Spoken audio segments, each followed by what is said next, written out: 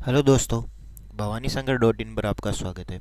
इस वीडियो में हम बात करने वाले हैं कि पीएम यशस्वी योजना के लिए जो स्कॉलरशिप थी वो बच्चों को किस प्रकार मिलने वाली है। जैसे कि आपको पता है कि आपकी परीक्षा कैंसिल हो चुकी है। अब आपको एनएसपी पोर्टल पर जाके एक फॉर्म फिलअप करना है। उसके बाद 1 या 2 महीने बाद आपकी एक लिस्ट जारी हो जाएगी। उस लिस्ट में बता दिया जाएगा कि इन इन बच्चों को स्कॉलरशिप मिली है। लेकिन ये जो लिस्ट बनकर आएगी ये किस आधार पर बन सकती है, इसके बारे में मैं आपको आज के वीडियो में बताऊंगा। अगर आपने इस वीडियो को अंत तक देख लिया तो आपको पूरी तरह समझ में आ जाएगा कि किस प्रकार की लिस्ट बनने वाली है। तो लिस्ट बनने के दो तरीके हो सकते हैं। दोनों तरीकों को मैं आपको पूरा समझाऊंगा। पहला तरीका जो है उसका चांस कम है बनने का। तो पहला तरीका मैं आपको बताऊंगा यूपी बोर्ड के ज़रिए। तो मैंने यूपी बोर्ड की एक लिस्ट निकलवाई है, डिस्ट्रिक्ट वाइज है, जिसमें सबसे ज़्यादा परसेंट यानी टॉप 10 बच्चों की लिस्ट है इसमें। तो इसमें आप ध्यान से देखिए, जैसे आगरा यहाँ से शुरू हो रहा है। आगरा डिस्ट्रिक्ट की बात करें तो आगरा यहाँ से शुरू होगा और यहाँ तक है। 10 और 10 20 बच्चों की लिस्ट है यहाँ पे। तो देखिए 20 बच्चों में सबसे कम कितने हैं? 93%। आगरा में स्टार्टिंग है 96.67% से और एंड कहाँ हो रहा है? एंड हो रहा है 93% पे। मतलब 20 बच्चों में सिर्फ 93 से 96 गया है। यानी इन 20 बच्चों को मिलने की पूरी संभावना है। उसके बाद इसी तरह है फिरोज़ाबाद की है। तो ये पूरी लिस्ट मैं आपको दिखा देता हूँ। ये पूरी लिस्ट में कुल 2904 बच्चे हैं, यानी लगभग 3000 बच्चे हैं इस लिस्ट में, जो टॉप 10 हर एक ज़िले से आए हुए हैं और जिनकी हाईएस्ट कट ऑफ जा रही है 92.60%। या ये मान सकते हैं कि 90 से ऊपर ये बच्चे हैं। पहली लिस्ट तो ये कहती है कि यूपी के अंदर 3000 ऐसे बच्चे हैं जिनके 90% से ऊपर अंक आए हैं, तो उन्हें तो ये मिलेगी फिक्स। ये सिर्फ पहली संभावना हो रही है। अब बाकी के लगभग आपको मैंने पिछले वीडियो में बताया था कि यूपी के कितने पद हैं, कितने बच्चों को स्कॉलरशिप मिलेगी। तो लगभग 5000 बच्चे थे उसमें, तो 3000 बच्चों तो यहाँ फिक्स हो गए। अब बाकी के बच्चे हुए कितने रहे हैं? लगभग 2000 और बच्चे हैं। तो वो 92% से लेके नीचे कितने आ सकते हैं? 80%। यानी जिनके 80% से ऊपर हैं उन्हें स्कॉलरशिप मिल सकती है यूपी में। ये एक पहला तरीका है। अगर ये तरीका आजमाया गया है तो इसी तरह होगा। मतलब जिनके 80% से 85% के बीच में अंक आए हैं यूपी बोर्ड में। ये सिर्फ मैं यूपी बोर्ड की ही लिस्ट मिली है मुझे, मैंने यूट्यूब पे भी देख ली है और गूगल पे भी बहुत जगह देखी है, सिर्फ एक ही लिस्ट मिली है मुझे।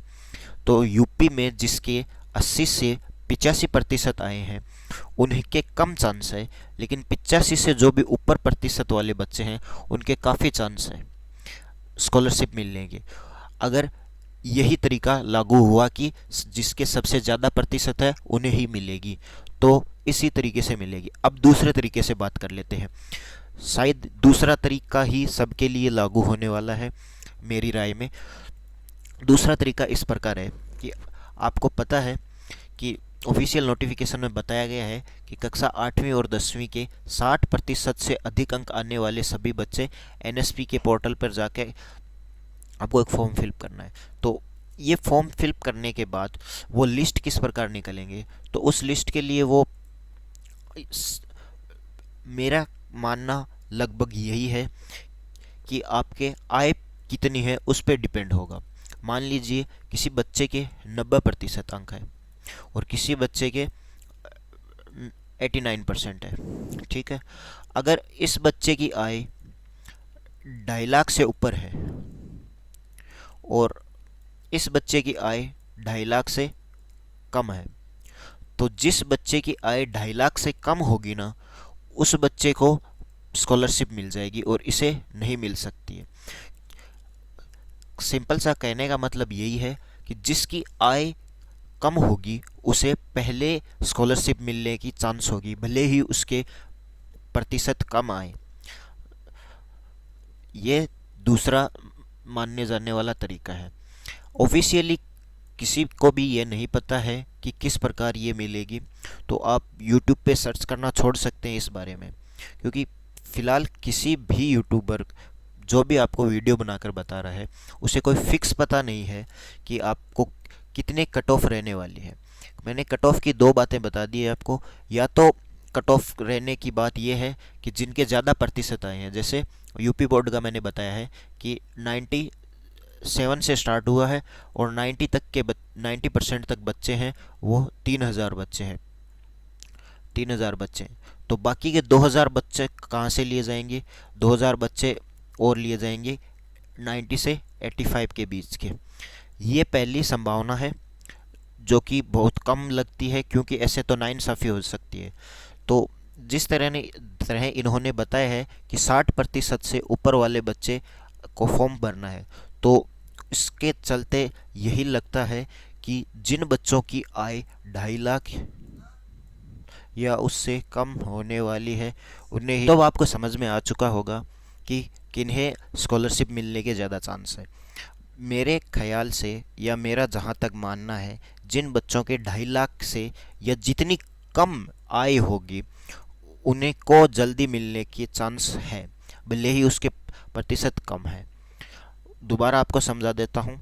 जिस बच्चे की आय 2.5 लाख या 2.5 लाख से कम है, यानी एक बच्चा है जिसके 90% बने हुए हैं और दूसरा बच्चा है जिसके 91% बने हैं, लेकिन अगर 91% वाले बच्चे की आय 2.5 लाख या उससे ज़्यादा हो गई और 90 वाले बच्चे की आय 2.5 लाख या उससे कम है, तो उस बच्चे को स्कॉलरशिप 91 वाले से पहले मिलेगी।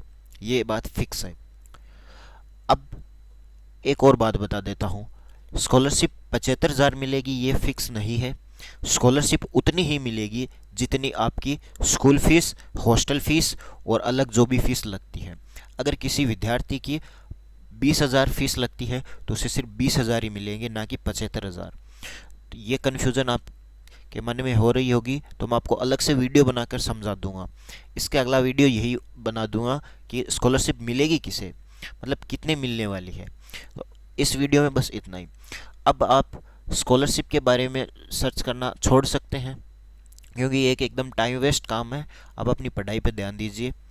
अगर आपको कोई भी डाउट है तो आप हमारे व्हाट्सएप ग्रुप को ज्वाइन कर लीजिए, टेलीग्राम ग्रुप को ज्वाइन कर लीजिए और एडमिन को मैसेज कर दीजिए, या कमेंट बॉक्स आपके लिए खुला है, वहाँ आप अपनी जो भी बात होगी उसका रिप्लाई आपको ज़रूर दिया जाएगा। आज के वीडियो में बस इतना ही। अगर वीडियो पसंद आए तो कृपया, पहली बार वीडियो में मैं बोल रहा हूँ कि सब्सक्राइब ज़रूर करें। अभी 500 सब्सक्राइब ही कंप्लीट हुए हैं, हमें कम से कम 1000 सब्सक्राइब कंप्लीट करने हैं आपकी स्कॉलरशिप मिलने से पहले पहले।